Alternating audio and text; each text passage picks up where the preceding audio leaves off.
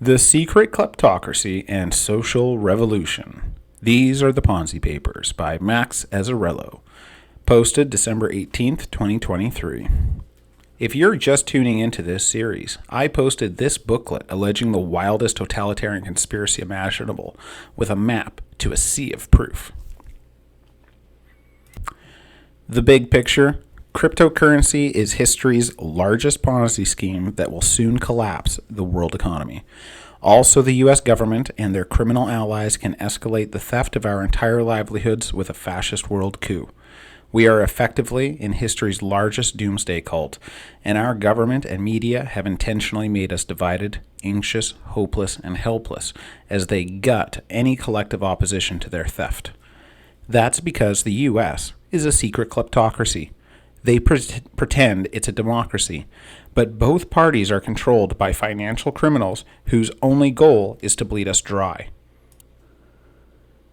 In this post, rather than share some wild secrets, we'll dig into political theory to better understand why our government would do something so destructive, how secret kleptocracies relates to fascism, and what the public must do to escape these hellish circumstances. I've been asked a couple of times why I'm posting this series on our stupid poll. Although it isn't within this sub's wheelhouse, I've been posting here because it's the best online leftist community that I know of. It isn't steeped in irony, it generates intelligent discussion, and its members already see through the charade of identity politics that our media and government use to keep us divided. And as we'll see, leftist action is the only way out.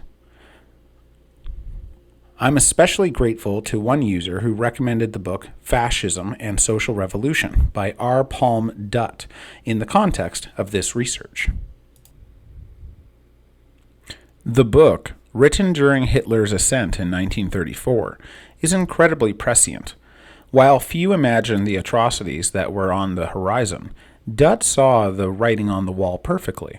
The book's final chapter serves as an incredible and incredibly important essay, and you can find a PDF of the full text here.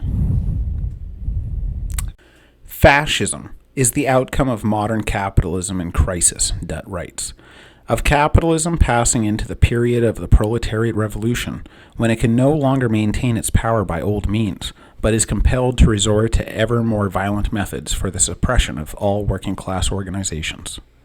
He argues that following World War I, the bourgeoisie maintained its power through myths about social democracy and reformism. They promised that workers' rights would improve, as so long as they worked within the liberalized capitalistic framework. But, in the face of the Great Depression, this framework only weakened workers' rights as they conceded more and more power to capitalism. We can see clear parallels with the modern era. Despite the majority of the public support for more liberal policies and a growing rejection of capitalism entirely, we've seen a steady rightward shift as both major political parties operate in service of capital. Through hollow promises of liberal reform and social democracy, the public has been coerced into accepting the dominant power of capital above all. When I began posting about our impending fascist coup, one commenter said, "Why would our government do a fascist coup? Capitalism's power has never been more entrenched than it is today."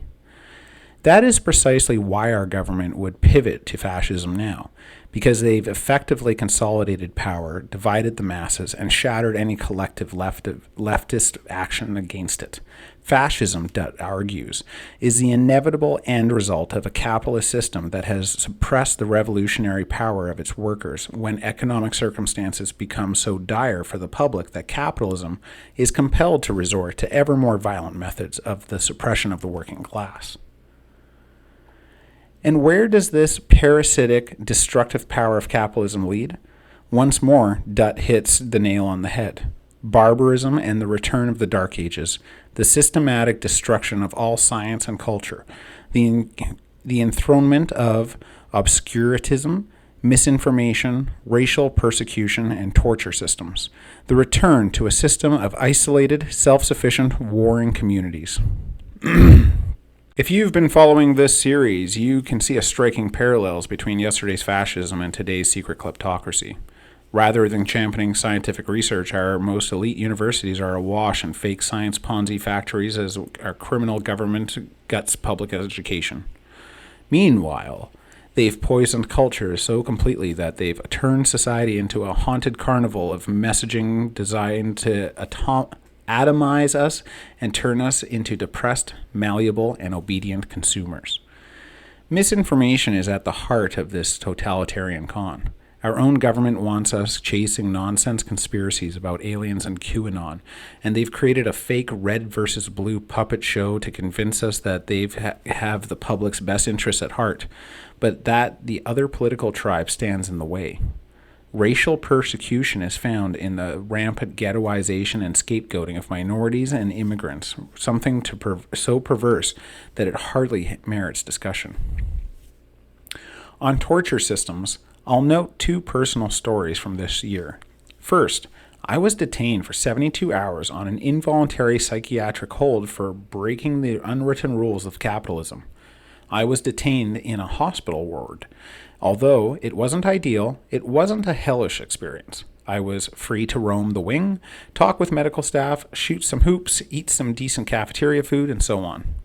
Second, I was jailed for 40 days for civil disobedience. It was my first time in jail, and it became clear to me after just one night that the purpose wasn't corrections or rehabilitation. It was state-funded torture.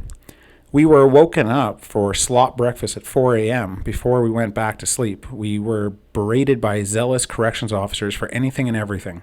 We slept on cold metal cots with practically non-existent mattresses. We weren't just detained. We were treated like subhuman scum, stuck in a concrete box. If you view our government with the benevolence it ascribes itself, I implore you to break a small rule and spend a night in a torture box yourself. Perhaps fascism's most significant contribution to political theory is in its use of propaganda.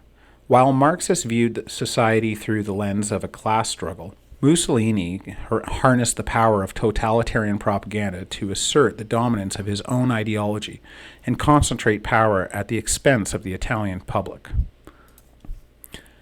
In effect, he fought an information war, recognizing the power of language, iconography, and symbolism to coerce the public into accepting and supporting his dictatorial rule.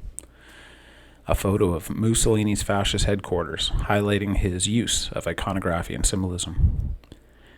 As we've discussed in this series, propaganda has been central to the rise of our secret kleptocracy, all designed to manufacture consent as the government steals from its own public.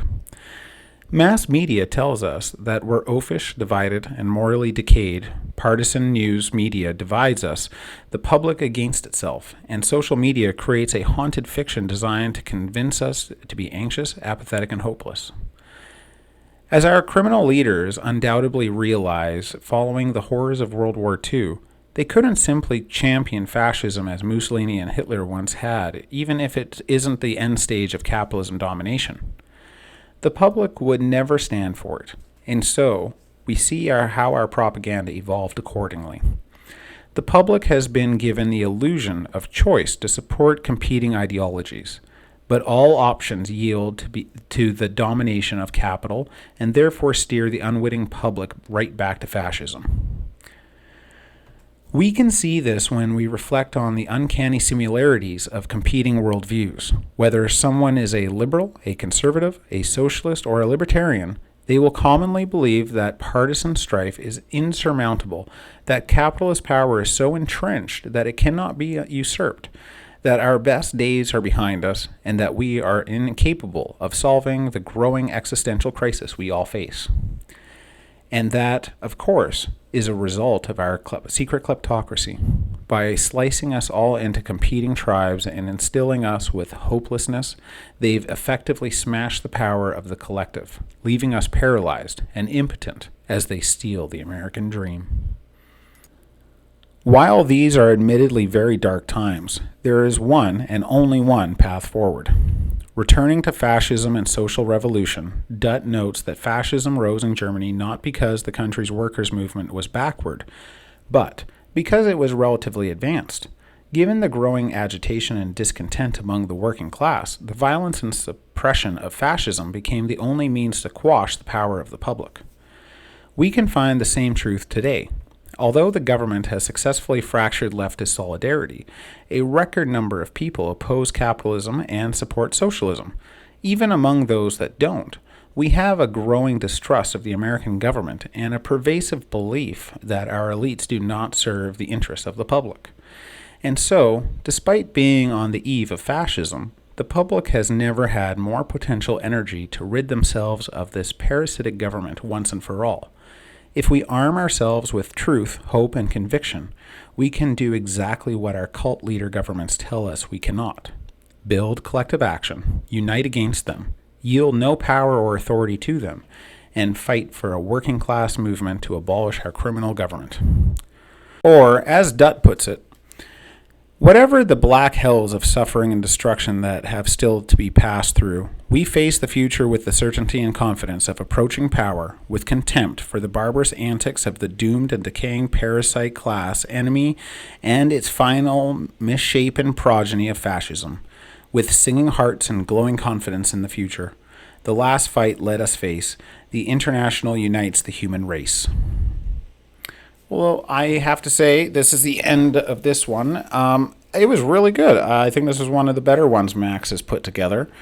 The idea that we are living in a secret kleptocracy is a really interesting subject that isn't discussed enough. You know, one side says the right is criminals, the other side says the left is criminals.